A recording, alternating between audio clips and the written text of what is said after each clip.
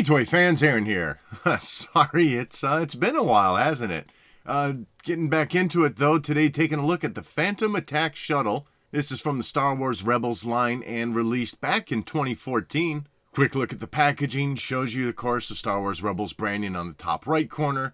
That Stormtrooper helmet that was prevalent for the Rebels branding on the left side. Great image on the front of the box of the Phantom Attack Shuttle, along with some TIE fighters in the background on the left and on the right side. Bottom right, you can see the notation that this is from the Star Wars Rebel animated show, and of course the vehicle name at the very bottom. Nothing really special to speak of for the left and right sides of the packaging, just the Star Wars Rebels branding. Top of the packaging, same thing, does add in an image of the vehicle. The only thing special to speak of for the bottom is it does show off two other vehicles that were available in the line at the time. And then a look at the backside gives you a little bit more details of the toy that you're getting. Obviously, great image of the vehicle itself. And then basically your feature callouts that it's got extending cannons in the front, some cannons that extend in the wings, firing missile launcher up top, and then that your wings do fold in and you can open the cockpit and fit a figure in there. One thing to note, and I think this was available as a Target exclusive, was that you had the vehicle along with a pack-in figure shown through the window on the right side. And in thinking of that, I should probably pop in my toy room and see if I have that to show real quick. And yes, I did have it on my shelf to show here. So this is what the Target version looked like. As I mentioned, it does come with an exclusive Kanan figure. This was the same figure that was released single-carded. But this will not be the one that I'm opening up, since it is the same vehicle in the box as the one that didn't come with the figure, and the figure was a re-release. I didn't buy it as an opener. The only other variance with the packaging, of course, you're going to get the Target exclusive sticker, and they did go the route of using multi-language for all the text throughout the box. Let's get this thing opened up. Here's a quick look at how it was packaged in the box. Obviously, you got a small amount of assembling to do and a few stickers to apply. And here it is all assembled, which really wasn't that much. It was the canopy, the top back piece, and then adding the missile up top. Overall, the design of this, I'd say, is fairly representative of what we saw in the show. One thing that's bugging me, I wish it had landing gears. I don't recall if there were landing gears for this on the show, so I can't really say one way or the other if that's something that's missing. But again, like I said, otherwise the design really looks quite spot on, actually. As for measurements of the vehicle from the back of the engines to the tip of the front of the vehicle, minus the cannons being extended, you're looking at about 10.5 inches. And then from edge to edge with the wings folded up, you're looking at 5 inches. And in height to the top of the missile, it's roughly 4.25 inches. Kind of hard to get a great measurement there, but that's about what it's looking like. As far as the detailing of the vehicle also there, I'd say it's quite in line with what it needs to be. You have a bright yellow stripe along the top of the vehicle at the front end, painted very nicely. Otherwise, some stickers making up some detailing there for the design elements, both at the front of the canopy and whatever that is on the side. And that same sticker is also applied to the left side of the vehicle. As for the canopy itself, you got a nice tinted plastic. It is painted for the off-white color that makes up the structure of the vehicle. There's a look at some of the design elements of the front. These two cannons simply slide out. There's no mechanical function to them otherwise. Nothing shoots out. It's funny, I thought these were comically large for the vehicle, but as I was watching a clip from the show, it does seem quite in line with what we saw. And if you don't want them, just slide them right back in.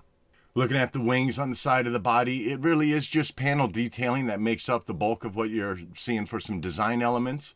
Some orange painted in on the top of the wing, both on the left and on the right side of the body. I do have some discoloration of this top left wing piece. It's got a little bit of yellowing going on. Really don't know why. It hasn't been in light or anything. Obviously, I even just took it out of the packaging now, but at this point, it is almost 10 years, so I guess things like that are bound to occur.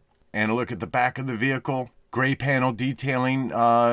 Think that would have been a section that folded out, or down I should say, maybe a little ramp. No functionality to that here. Decent engine detailing, just really kind of dark gray plastic being used. No further design elements, weathering or anything being done. Again, keep in mind this is a 10-year-old vehicle, not what we're getting today for vintage collection painting. Then looking at an overhead view of the center section of the vehicle, panel detailing continues. Really feel like that's all I'm repetitively saying during this review, but it is. It's just a lot of panel detailing. Simplistic in its design. A few gray panels painted in. Some sticker detailing on the front. And a little couple triangles on each side at the back end of this raised section.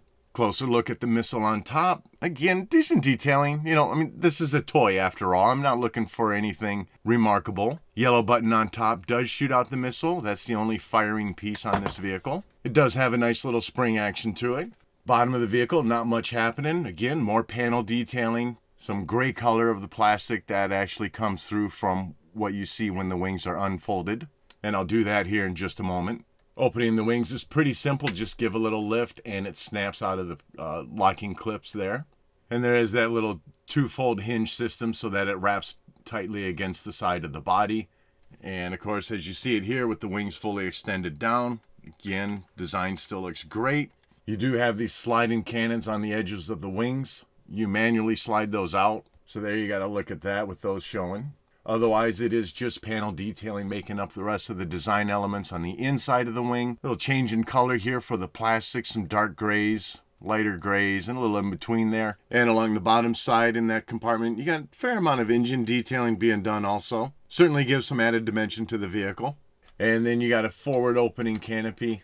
You have a small amount of design in this space, some detail being done for the seat. Sticker on both the left and right side of the cockpit. Fairly decent design element to it. And then looking at the front of the flight controls, not a ton to speak of. A little bit of detailing. 2 red stickers that you do apply yourself. And of course, the figure does fit in there quite well. And the top section of the interior for the shuttle does open up. Just kind of clips into place. A little bit of detailing in there. You've got a seat so that you can place a figure there. Not sure what that little section behind the chair would provide, but plenty of space. The figure will fit in there just nicely, like I said. Little bit of detailing on the top of that opening part. Nothing really crazy to speak of, but you got some design elements. So overall, for me, my final thoughts, it's a great looking toy. It's really all I need it to be. I don't need high amounts of weathering, paint detailing, as great as that all looks. For the time frame that it was released, I love what this is. And at that time, because, well, we know the Ghost is going to be coming out from HasLab, this is all we had for a hero vehicle for the show. And those kind of things are pretty hard to come by nowadays in terms of what we're seeing for releases. But for what was probably a, $20, $25 toy at the time, it still all looks pretty good to me. So that's going to do it for this one. Sorry it's been so long in between reviews, but if this is one that you have in your collection, I'd love to know what your thoughts are in the comment section below. And as always, thanks for watching.